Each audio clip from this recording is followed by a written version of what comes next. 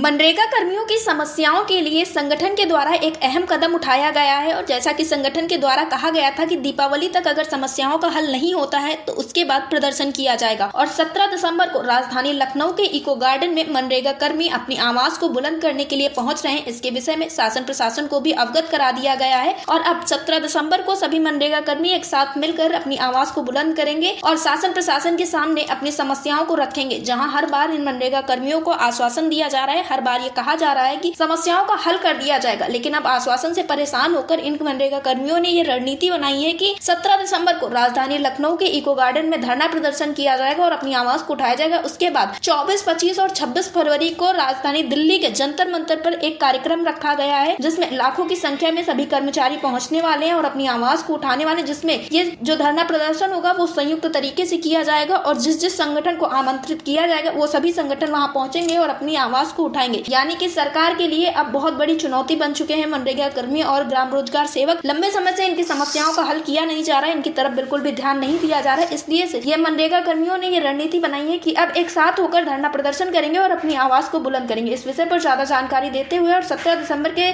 प्रदर्शन के विषय में बताते हुए प्रदेश अध्यक्ष कुलदीप द्विवेदी ने क्या कुछ कहा, आप भी सुनिए। कुलदीप जी, आपका हमारे चैनल नेशनल टीवी पे बहुत बहुत स्वागत है। बहुत बहुत धन्यवाद मैडम आपका। कुलदीप जी, जैसा देखने को मिल रहा है कि ग्राम रोजगार सेवक या यूं कहें अन्य मनरेगा कर्मी जो है इनकी समस्याएं बिल्कुल भी हल होने का नाम नहीं ले रही हैं। उत्तर प्रदेश में कई सारे संगठन हैं और एक संगठन ने मुलाकात भी की केशव प्रसाद मौर्य से, तो जिसमें उनका कहना था कि जल्द से जल्द समस्याओं का हल किया जाएगा। लेकिन आखिर ये आश्वासन कब तक आप लोगों को मिलता रहेगा?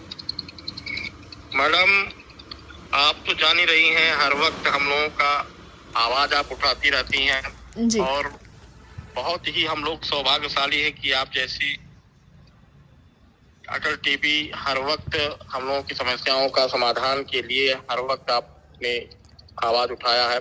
अभी कुछ ही दिनों पहले हम लोगों ने मुलाकात माननीय सीएम योगी आदित्यनाथ जी से की, हमारे संगठन के जिला अध्यक्ष जी केशव प्रसाद मौर्य जी से मुलाकात की, लेकिन केवल मुलाकात का ही दौर जारी है, कोई कुछ नहीं हो रहा है।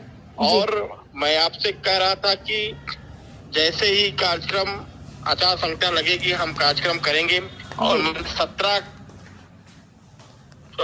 दिसंबर को लखनऊ में इको गार्डन पार्क में आंदोलन की रणनीति तैयार कर ली है, नोटिस भी मैं भेज चुका जी।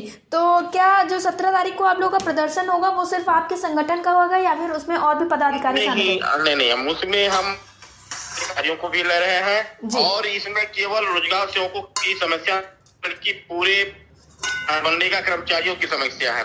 माननीय मुख्यमंत्री जी ने जो घोषणा की थी वो मनरेगा कर्मचारियों की थी, इसलिए हम मनरेगा कर्मचारियों को ही लेकर के चलना चाहते हैं। जी कुलदीप जी, इसी के साथ मैं आपसे जानना चाहूंगी, लगातार सबका ये कहना है कि इस मामले को आगे बढ़ाया जा रहा है ताकि इससे जो 2027 में विधानसभा चुनाव लगा हुआ है उसमें इसे एक राजनीतिक हथियार बनाया जा सके। तो क्या ग्राम रोजगार सेवक और मनरेगा कर्मियों को सिर्फ राजनीतिक हथियार ही माना जा रहा है या राजनीति में ही उन्हें प्रयास किया जा रहा है, उनकी समस्याओं की तरफ ध्यान नहीं दिया जा रहा है?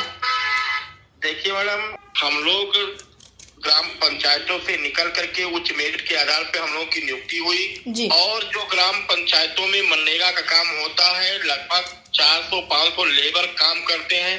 हम लोगों को तो राजनीतिक तौर पर ही देखा जा रहा है कि केवल चुनाव आएगा तो हम लोगों को लालीपाप दे दिया जाएगा और लालीपाप के बाद फिर चुनाव खत्म हो गया, फिर रोजगार सेवक अपने अपने स्थान पे उनका कोई सवाल। यहाँ तक कि बताइए दीपावली में बहुत बड़ा त्योहार होता है हिंदुत्व के लिए और हिंदुत्व की सरकार है, उसके बाद भी हम लोग दीपावली के शुभ अवसर पर हम लोगों को मानदेय नहीं मिला। ये बहुत ही विडंबना की बात है और इसी को सब देखते हुए यहाँ तक मोदी जी का जो कार्य क्षेत्र है बनारस, वहाँ के रोजगार सेवकों को मानदेय नहीं मिला। गोरखपुर माननीय योगी आदित्यनाथ जी का क्षेत्र है, वहाँ नहीं मिला।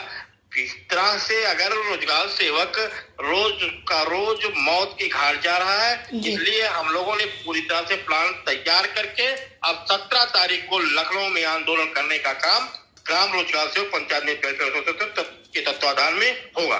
जी कुलदीप जी, तो जो 17 तारीख को आप लोग प्रदर्शन करने वाले हैं, इसके बारे में शासन प्रशासन को अवगत करा दिया आप लोगों ने? बिल्कुल, नोटिस हमने भेज दी है और इससे पहले मैंने नोटिस भेजा था।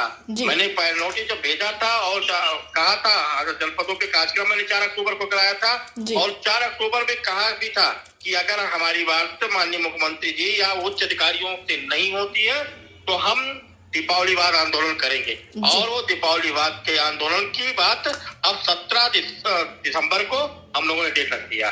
जी कुलदीप जी, इसी के साथ 24, 25 और 26 फरवरी को जंतर मंतर पर एक संगठन के द्वारा प्रदर्शन किया जाना है और ऐसा कहा जा रहा है ये संयुक्त तरीके से प्रदर्शन होगा, तो क्या आपका संगठन उसमें शामिल होने वाला है? बिल्कुल शामिल होगा। रोजगार सेवक या मनरेगा कर्मचारियों का कोई भी संगठन हो, अगर हमें आमंत्रित करता है तो मैं अपने संगठन को लेकर के। जी कुलदीप जी, अटल टीवी से जुड़ने के लिए धन्यवाद।